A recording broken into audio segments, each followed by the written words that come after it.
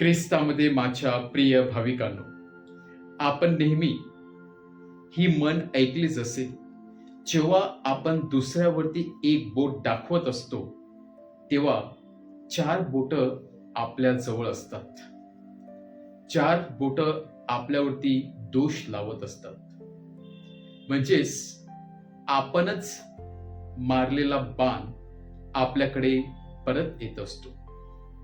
थोडक्यात सांगायचं झालं म्हणजे जेव्हा आपण इतरांविषयी वाईट बोलत असतो, जेव्हा आपण इतरांची टीका करत असतो, जेव्हा आपण इतरांना दोष लावत असतो, तेव्हा कर्मा थिअरी प्रमाणे आपण केलेली कृत्ये आपल्याजवळ परत येत असतात.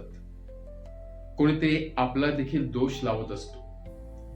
कारण जेव्हा आपण आपल्यामधील काळोख लपवण्याचा प्रयत्न करतो आणि दुसऱ्यांच्या मनातील काळोख, दुसऱ्यांच्या जीवनामध्ये जेव्हा आपण हस्तक्षेप करण्याचा प्रयत्न करत असतो, तेव्हा आपण निर्दोष नसून स्वतः दोषी ठरत असतो. आणि म्हणूनच आजच्या शुभवर्तमानामध्ये प्रभू येशू ख्रिस्त आपल्या शिष्यांना व ऐकणाऱ्यांना सांगत आहे की एकमेकांचे दोष काढू नका, म्हणजेच तुमचे देखील दोष काढले जाणार नाहीत. जेव्हा आपण इतरांना खाली पाडण्याचा प्रयत्न करतो किंवा इतरांच्या कामामध्ये हस्तक्षेप करण्याचा प्रयत्न करतो, इतरांच्या कार्यामध्ये दखल देण्याचा प्रयत्न करतो, त्यांचं कार्य विस्कळीत करण्याचा प्रयत्न करतो, तेव्हा एक ना एक दिवस आपलं देखील परिस्थिती तीच होत असते. आणि म्हणूनच प्रभू येशू ख्रिस्त सांगत आहे, जर आपण धुतल्या तांदळासारखे शुभ्र नसेल, जर आपलं जीवन पवित्र नसेल, तर आपण इतरांना दोष लावण्या इतके आपण देव तर नाही आहोत.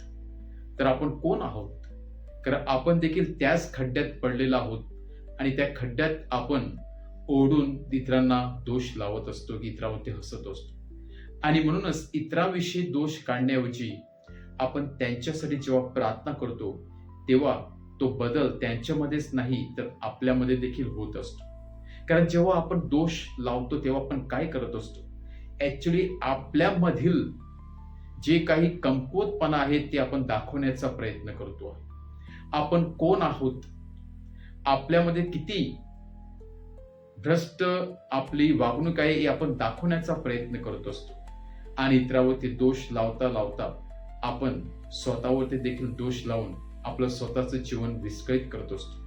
आणि म्हणूनच इतरांच्या जीवनामध्ये हस्तक्षेप करणारी व्यक्ती आणि नेहमी इतरांना दोष लावणारी व्यक्ती जीवनामध्ये कधीच प्रसन्न नसते, जीवनामध्ये कधीच आनंदी नसते आणि जीवनामध्ये कधीच समाधानी नसते. कारण स्वतःचं जीवन सोडून ते इतरांच्या जीवनाविषयी विचार करत असते.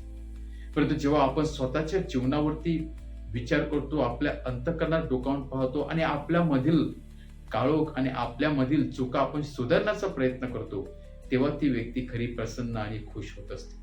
आणि म्हणूनच आज प्रभू येशू ख्रिस्त परत एकदा आपला सुवर्ण संधी देत आहे की दुसऱ्याविषयी अपशब्द बोलण्याऐवजी, दुसऱ्यावरती दोष लावण्याऐवजी मी स्वतःला की माझ्यामध्ये मी कुठले चांगले बदल घडून आणू शकतो, हे आपण यावर आपण विचार करण्याचा प्रयत्न केला पाहिजे. जेव्हा आपण स्वतःमध्ये बदल घडून आणणार, जेव्हा आपण स्वतःच्या अंतःकरणात डोकावून पाहणार, तेव्हा आपोआप इतर लोक देखील आपलं अनुकरण करून स्वतःचं जीवन बदलणार आहे. आणि म्हणूनच इतरांवरती दोष लावून इतरांचं जीवन आणि स्वतःचं जीवन विस्कळीत करण्याऐवजी आपण त्यांच्यासाठी प्रार्थना करूया, स्वतःचे जीवन बदलण्याचा प्रयत्न करूया. आणि कर्मा थिअरी प्रमाणे जेव्हा आपण चांगलं करतो तेव्हा चांगलं कार्य किंवा चांगलीच गोष्ट आपल्या जीवनामध्ये देव घडून आणत असतो.